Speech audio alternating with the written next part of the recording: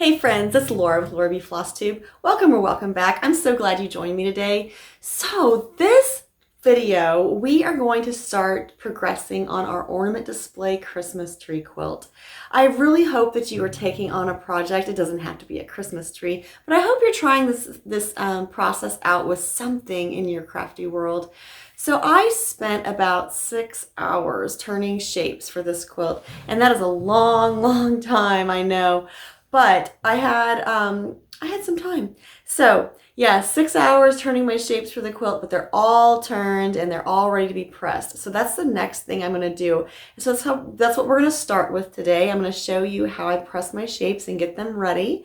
And then we're gonna look over the pattern once more. So how I broke the shape down, or the image, the whole tree down, how I broke that down to get ready for laying them out on my background squares, and then we're going to start laying them out on the background squares, and I'll show you the process to go through that, share some tips and tricks on just making sure all those seam allowances are taken into account, and then I'll show you one last thing today on just how to get those shapes pressed onto your background squares so they'll be ready for you to applique. So then the next video, we'll start talking about actually appliquing the shapes onto the background squares. So today we're just doing applique prep work. So why don't you join me here at the ironing board and we'll get pressing. Here we are at the pressing board. And what I'm going to share with you is just kind of some of the organization things I did while I was doing those shapes, turning those shapes all out and getting them ready. I went ahead and divided all my shapes into the 10s, basically. I had shapes numbered 1 through about 88, 89, something like that.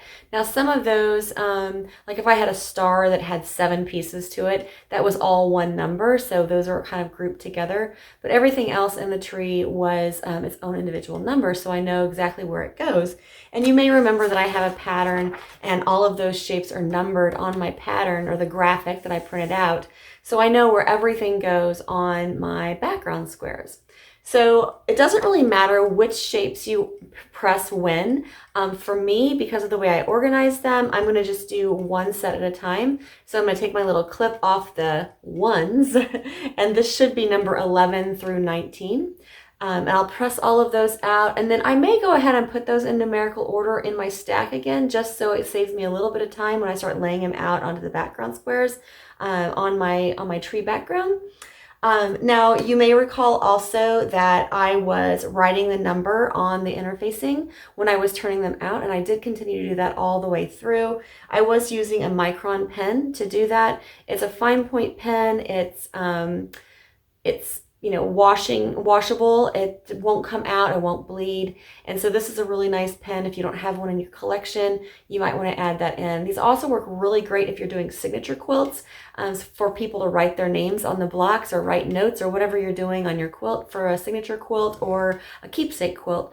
Sometimes you see those at weddings. Brides and grooms will have little squares laid out where their guests can write a little message to the bride and groom, and then someone takes all of those and develops it into a quilt, which is a really cool idea. If you've ever seen those, or if you've been involved in the process of making one of those, it really is a really personal memento of their wedding for them to keep forever. So what I'm going to do is just press these shapes. Now the key to this is I don't want to press them so super flat that I have no poof at all when I applique those down, but I do kind of like my shapes flat. So that's kind of up to you. You will get a little bit of poof just because that interfacing, the seam around the outside edge will give it a little lift, so your shape will not be like super flat like if you use just a fusible and fused it directly onto the background. All right, so we're just going to get pressing, and then we're going to work our way through all of those pieces, and then we'll meet up again at the design wall to start laying these shapes out. So I'm going to press a few of these just to show you the process, but I'm not going to bore you and let you, or make you, watch me press all these 100 shapes out in preparation for placement on the background. All right, so here we go. Now I do know that some of my shapes that I've turned, like this one in particular, I got a little close on the edge when I did my cutting of the interfacing. So when I go to press this, I am just going to make sure that I either use my stiletto or my purple thing or something to kind of poke that under, just to make sure I don't burn my fingers and that interfacing is laying nicely onto the back side of that shape. Now, if you have a piece that you're pressing and that doesn't happen, don't forget that you will have opportunity to do that when you're also machine appliquing, that you can take a stiletto or the purple thing or a pen or a something and poke that under, so you don't have to worry about that flipping out onto the front of your quilt.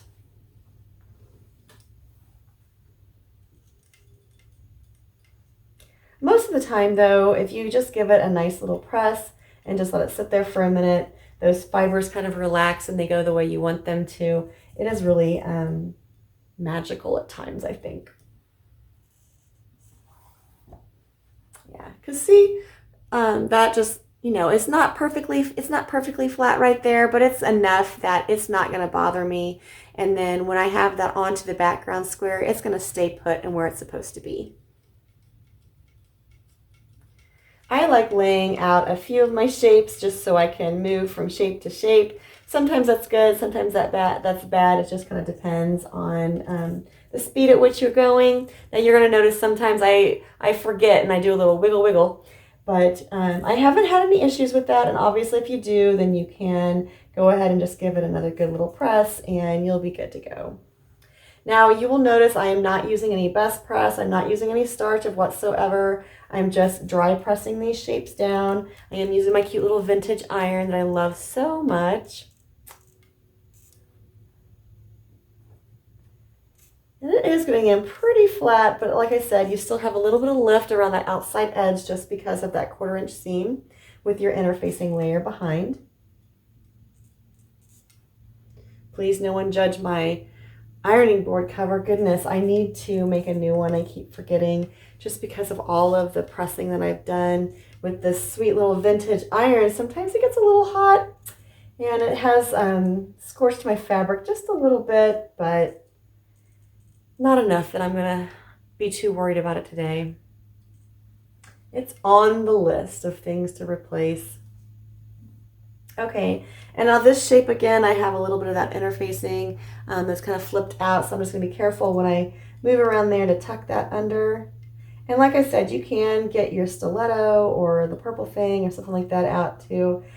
This shape was big enough that I just used my finger and tucked that under while I'm pressing, and it should be fine. Let that sit there for a few seconds. Make sure it's really good and pressed. Make sure that interfacing's turned the way I want it to be. And then this is the first grouping. Now, like I said, you can go ahead and go through here and flip them all over and put them in numerical order if you want to. You definitely don't have to do that. That might be something that, maybe if you have a little kid around or something, that'd be a great idea for them too.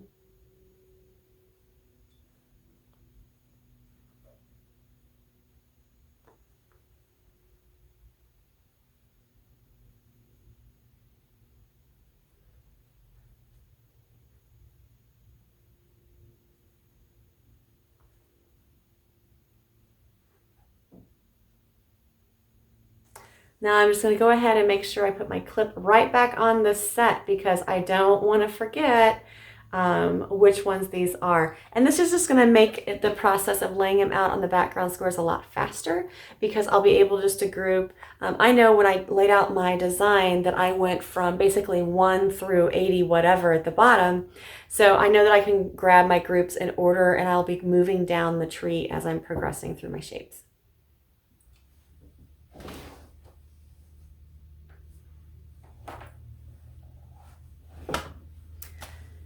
I just also want to show you a few of the longer shapes just because I feel like that can sometimes be a little tricky. I grabbed group 4, which now you'll know I didn't do group 2 and 3 yet. It's okay. They're still clipped together. I'll get to them when I can.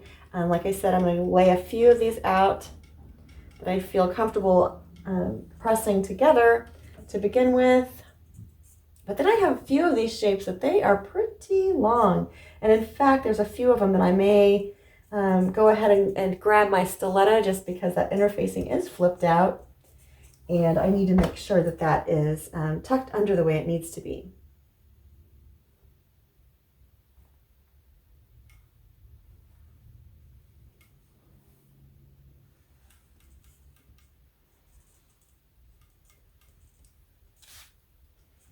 This little vintage iron gets so super hot. You got to be careful.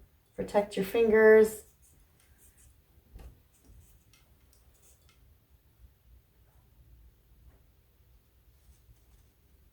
All right, now this shape is pretty long and it's got quite a bit of interfacing showing.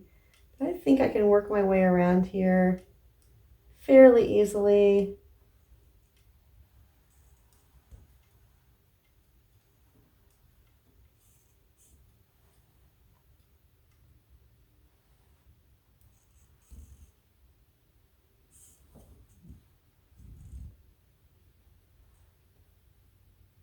Yeah, that turned out really nice.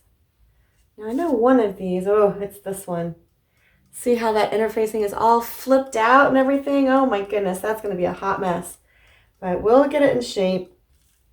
And I guess I'm just showing you this just because I want you to understand that just because your interfacing may be flipped out and crazy looking like that, it does not mean that all is lost. It just means it may take a little extra time with the pressing mat, but all in all, you will be okay. Now you'll see that I did one side, and now I'm going to go back, and this is super hot because of that super hot iron. I know I should be grabbing my stiletto to do this because it'd probably be better, but I guess I'm just a rebel here. I'm going to use my fingers.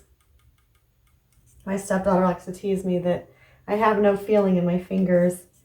It just amazes her how hot of water that I can use to wash dishes and the hot glue gun and things like that when we're crafting.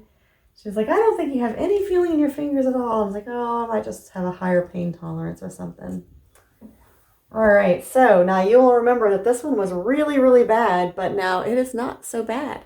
So all of that interfacing is hidden behind the shape, and it is ready, and it'll be fine going on to our design.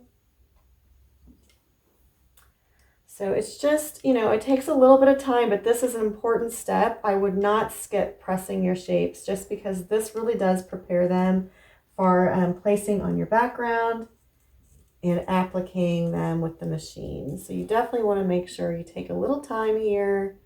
Just get everything snugged in the way you want it. Doesn't have to be perfect, just has to be perfect for you. And again, this one has got a lot of that interfacing flipped out. You can really see it on that one. Whew. So we'll just take it really nice and slow.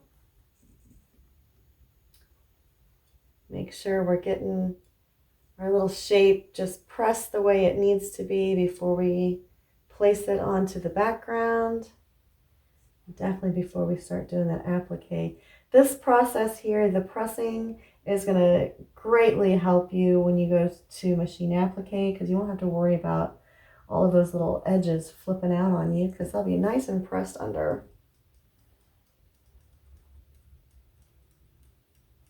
And this is coming from someone that I do like skipping steps at times. I feel like, sometimes I'm like, I don't know, is that really necessary? Depending on what it is, sometimes it is, sometimes it isn't. This is a really long piece. I think this goes about 2/3 of the way across the tree. So this one is a big one. It's important. Very important. All right. But look at that. That shape even got right into shape the way it needs to be. The interfacing is all nice and turned under. Now you'll notice, right here if I flip this over, one little part of that interfacing, it isn't quite pressed the way I want it to. Now, if you are pressing directly onto the interfacing, especially with one of these vintage little irons, I would highly recommend that you grab yourself a pressing cloth or a piece of muslin or something to put on top of that interfacing because it's going to drag a little bit otherwise. Just so happens that I do have a pressing cloth here close to me.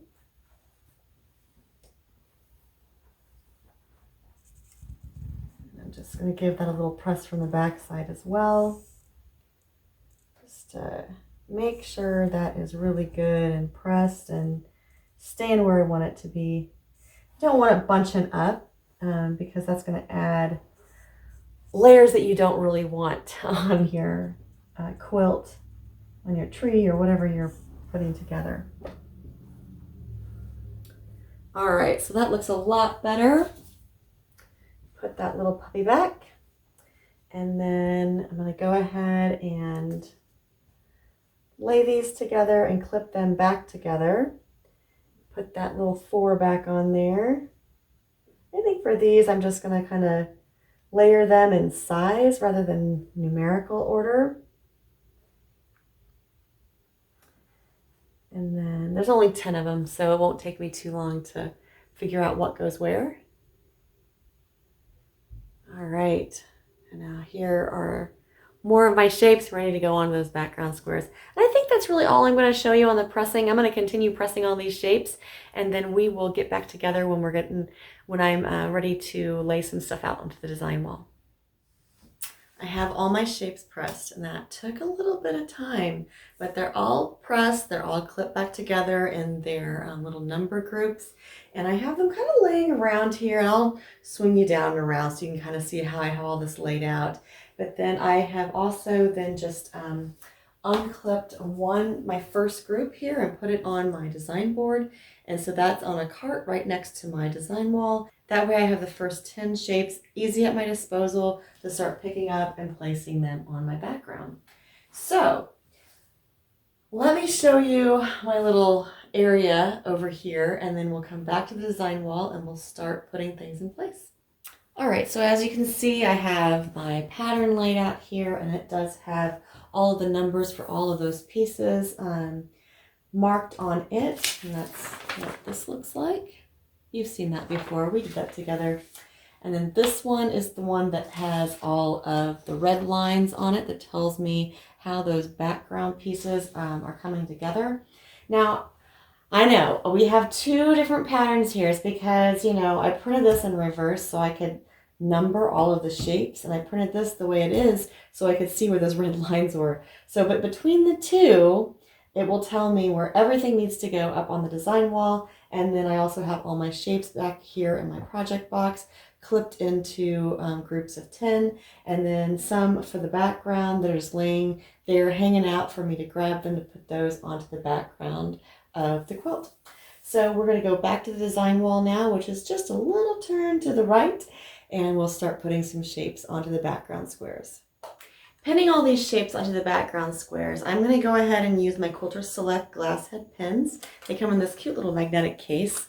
One of my really good friends, Carol, gave this to me for my birthday last year. She had no idea how obsessed I was with Quilter Select products, but I really am. And I love their pins just as much as their rulers and their free fuse and all the things, right?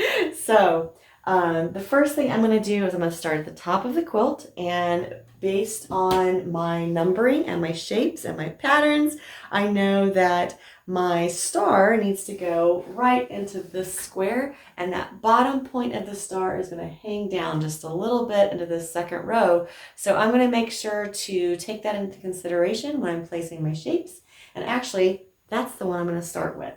Okay, so we're just going to put this one up here on the design wall. Hopefully you can see that through my head. And I'm just going to pin that into place, just through the background square, not into the design wall. Now, when I do this, let me move you a little closer so you can see. When I place that shape, I'm going to think about, okay, I want that to hang down onto this square about 1/2 inch. And remember that when we put this seam in here, we're going to be losing 1/4 inch from this square and 1/4 inch from this square. So if I measure that in my mind or with a ruler, whichever you're comfortable with, I can make sure that this is going down about 1/2 inch into that next square. So that's where the bottom point of my star is going to be, and then I'm going to build out the rest of the points and the circle right along with it. I'm going to pin that circle into the center, and I may need to adjust this bottom one based upon how tall this top point is. Didn't think about that. But it looks like, nope, I'm going to be good to go. So we are going to pin this little point right up here. And again, I'm trying not to pin into my design wall, but if I do, I do. And I can unpin that very gingerly and remove it when I'm taking it down to go put the free fuse onto my shapes. Now this star has 6 points, so there's nothing going straight out here. These are both going to be at an angle. So I'm just going to kind of eyeball that and say, yeah, that's about right.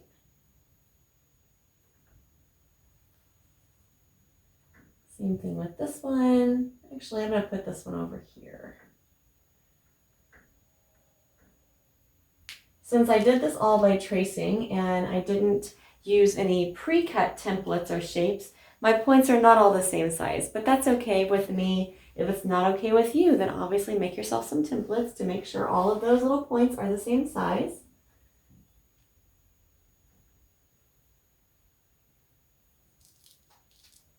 You can make templates. They actually sell template material. It's just like a heavyweight plastic. And then you can also just use, you can do what my grandma did, and you can just use an ice cream bucket or some plastic that you get at the store. It feels like, let me see if I can just pick that up. Nope, I cannot, because this one over here is pinned through the design wall. But it's not that big of a deal. Just pick that up, put it back down. And there's the star for our tree. Yay, one part done, a million more to go. Okay, so now the next thing that it looks like needs to happen is when I'm looking at my pattern, I can tell that the bottom point, which is number 6, and this little point here, which is 10, they are aligned. So I'm going to start with the 10 piece, which is pretty small, but it won't matter once we fuse it down. It'll be easy to applique on. I'm going to start that. Now, here's where some measuring takes place. I don't want those right next to each other, right? I do want a little bit of space, but I don't want a lot of space either. So I'm going to grab a ruler. I'm going to show you a few tricks, and we'll figure out the placement of number 10. All right, so for this little bitty 10 piece, I'm going to remember that these seams will take place. And if they're right next to each other here, this point from here to there is 3/4 of an inch. This is my 1/2 inch that I'm losing. But from this point of the seam to the tip is 3/4 of an inch. So it's going to be down on this fabric, 3/4 of an inch. So that's going to be an inch with the seam allowance. So there's my inch mark. And actually I'm going to scoot this over just so I can pin this in place. There's my inch mark. So that means the 10 needs to go right about there. Now remember, you want a little bit of space, or I want a little bit of space, but not too much space. So we're going to pin this into place. Now we can place pieces 8 and 9. So 9 is going to go out like this, and it does not go up into this square. So I want to make sure that I have at least 1/4 of an inch there. It's right next to it, but it's not in it. So I can measure down 1/4 of an inch from the top of that square, and I know that this one is being placed where it needs to be. And for this one, I'm going to put the pen pretty close to the top just so that shape does not shift on me. Now, if you want to put multiple pins to make sure it's pinned in place at the top and the bottom, you can absolutely do that. I'm just going to trust that it's not going to move too much.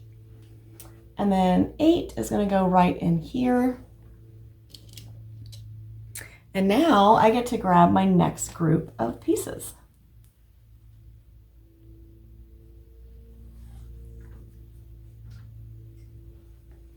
So there's the first 10 shapes laid out on my quilt.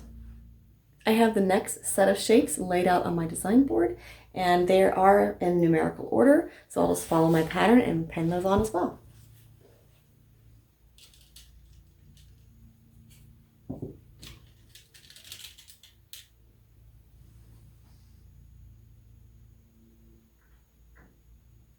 I'm going to try to get these two about the same height, just because that's how they kind of are in the design of the tree. They're not the same length, and I kind of did that on purpose. So I'm fine with that, obviously. I'm just referencing my sheet down here on my rolling cart. Actually, it's on my table. May need to pin that in place. Little guy's wanting to move on me. This is when it would be helpful to have a design wall that was continuous and not split across two doors. But hey, you work with what you have, right? All right, now this is 13, so this one goes down here. And you can see how this is starting to come together, right?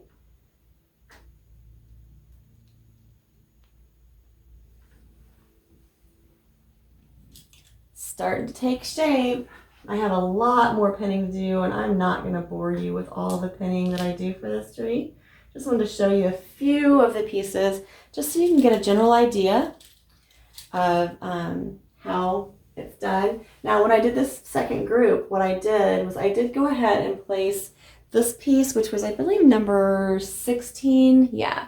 So I placed number 16 and 19 to carry down the center of my tree, because that way I can make sure that I'm getting things evenly dispersed on the left and the right of the center. So that might be something that would help you out as well. Now there's a star that goes in here. Now my star fabric is directional, so I don't want Santa standing on his head.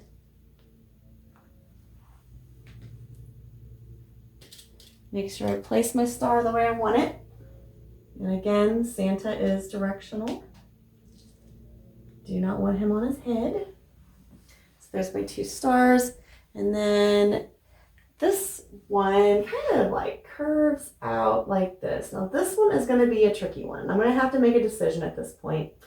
I can tell it, I can either pin it onto this row, or I can pin it onto the next row. Let me turn the camera down just a little bit so you can see better.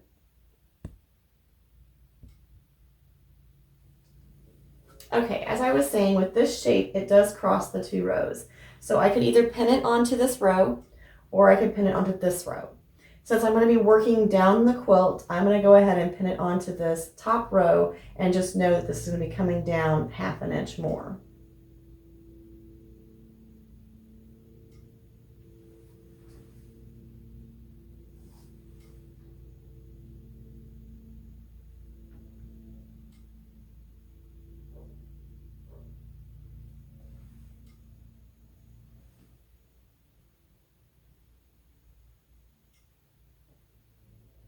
I'm going to move this star up a little bit too.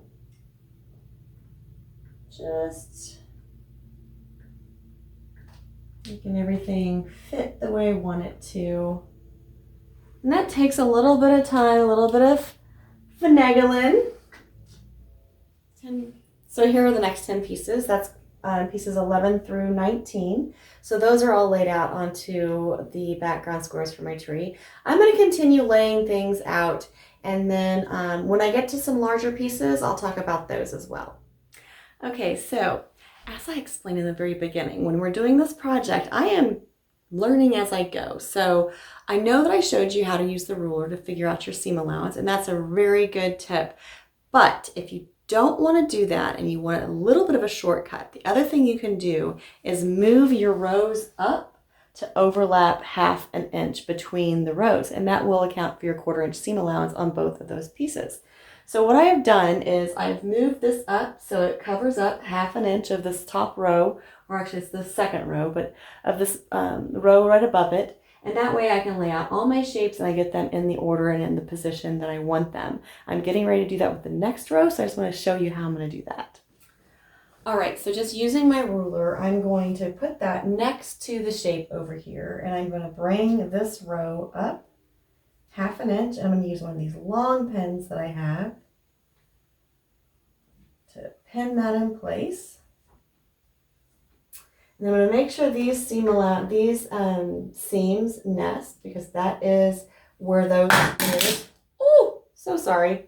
That is where those squares are going to come together in the quilt. No matter what, those will align. And now I'm going to take this end of that piece and also bring it up to overlap 1/2 inch over here.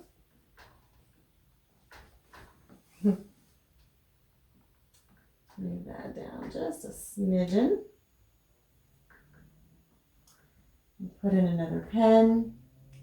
Now my background squares are pinned to my design wall just because they overlap those two doors and I don't want them to shift and fall.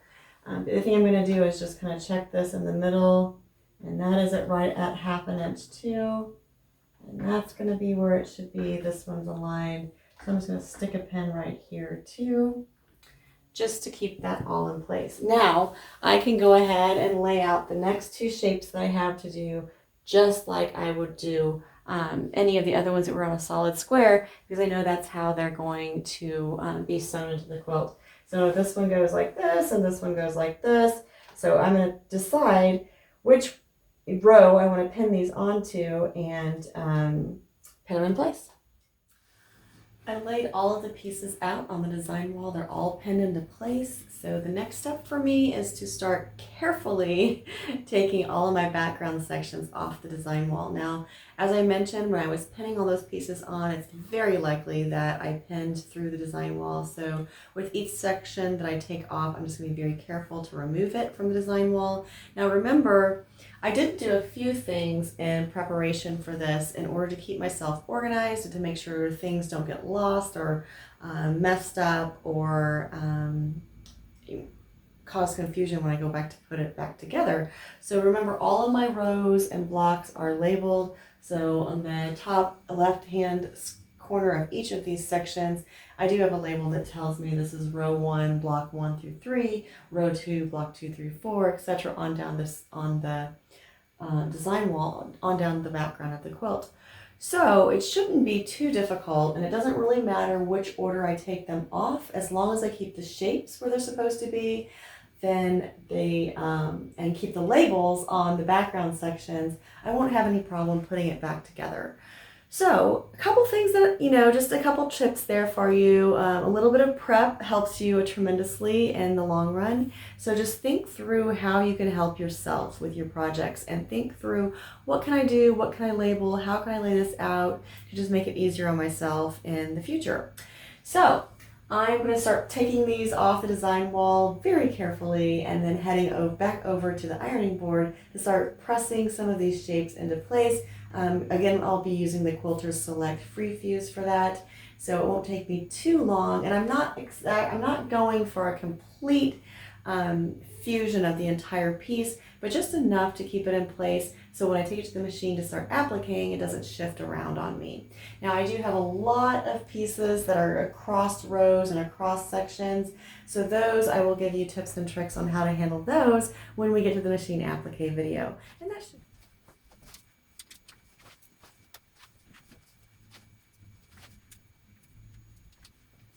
The last thing we're going to discuss today is just pressing your shapes onto those background squares and getting them ready to machine applique. So we've laid out our entire tree, and I have pinned all those shapes on, and I've taken all the background squares off the design wall, and I'm headed back on over to the ironing board. So we will start pressing those shapes using the free fuse. We'll fuse those onto our background fabrics. So I'm just going to grab one of the sections and just kind of walk you through what I'm doing. All right, so this is one of the bottom sections, this one with the trunk. And all of the shapes are pinned on there. There are a few that will be going on to other sections. So I just want to walk you through my process for taking care of that and how to handle those issues like that.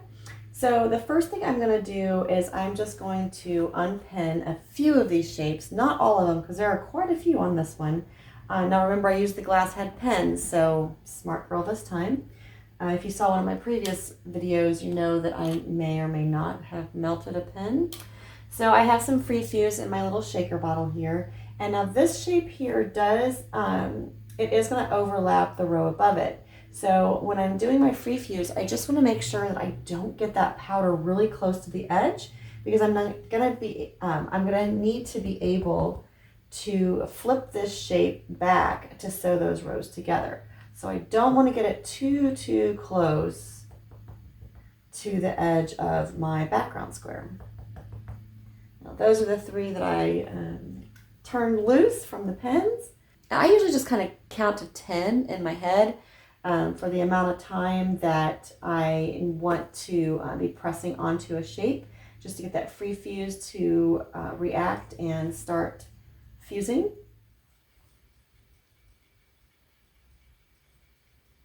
All right, now I do still have a bunch more shapes to do here, so I'll just loosen the pins. This is a really big shape, so I am going to put some free fuse along here, but again, not all the way to the edge, and not even to like 1/4 of an inch away from the edge. I want to keep that free fuse a couple inches away, because when I go to sew these two sections together, I want to be able to flip that shape back, and sometimes I'll even pin it to make sure that I don't catch that shape in my seam. And we'll walk through that stuff when we start doing the machine applique portion of this project too. That should be coming in a video pretty soon. I do have a couple busy weeks ahead of me, but we'll see what we can get done. If you are doing a project like this and you do want to go ahead and do the applique, you could definitely go back to the Bloom quilt sew along and just watch some of those videos on how I appliqued the shapes. I don't want my life to be holding you up.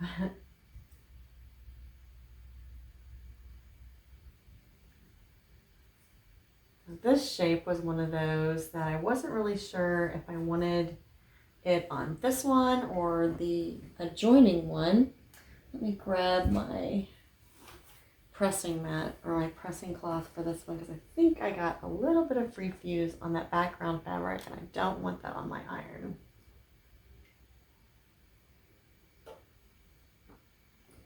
So we'll just be careful through here.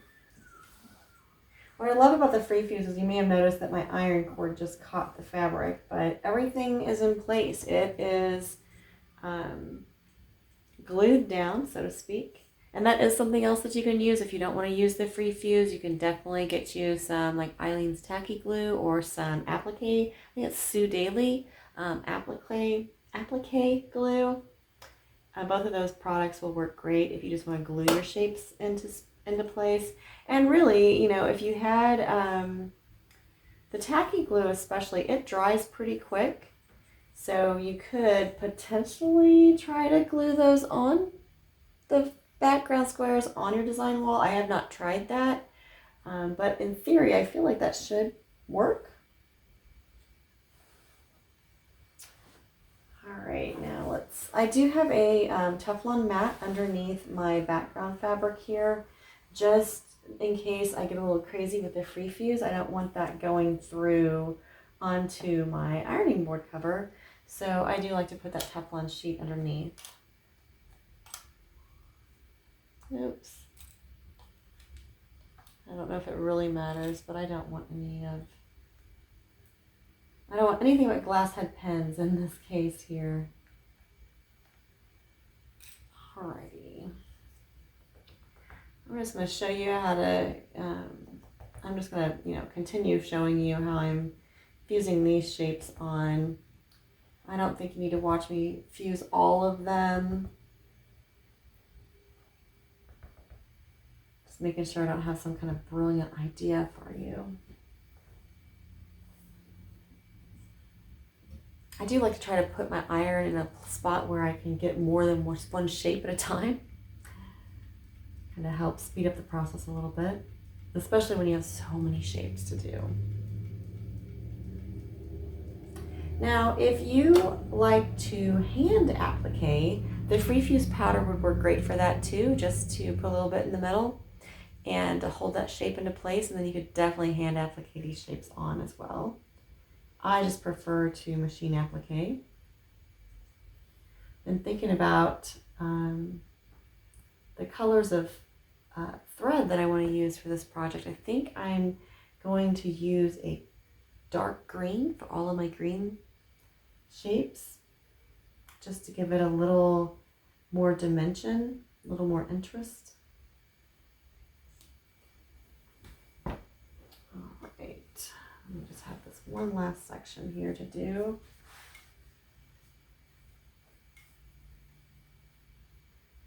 Now this trunk got a little wonky in the transport, so I'll have to straighten him out a little bit. The rest of them look great.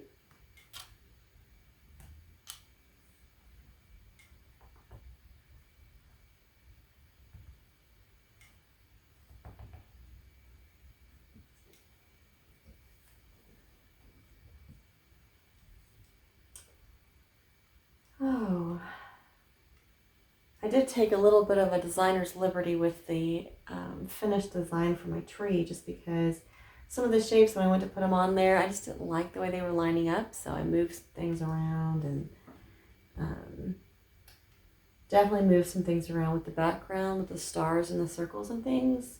So it's not exactly like the projected image, but it's pretty close, and I'm super excited to be this far along with the project.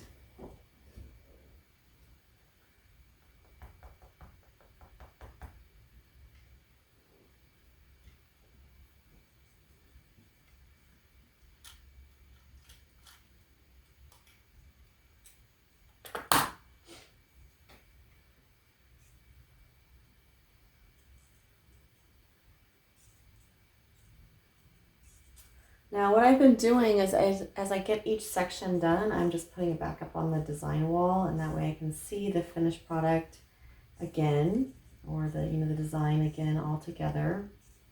Now this free fuse, it is a little difficult to get off if you after you fuse it, but you can do it.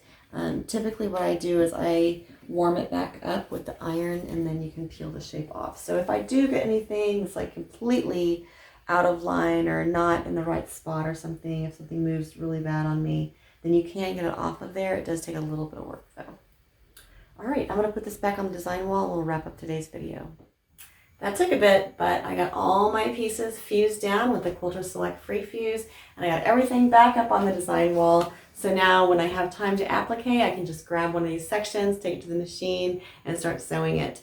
So until next time, you guys, I hope you are making progress on your projects. I hope you're finding some inspiration. I hope you're picking up some tips and tricks along the way. And I hope I've inspired you somehow to think outside the box and decide on some projects that you want to create, and not just following someone else's design all the time.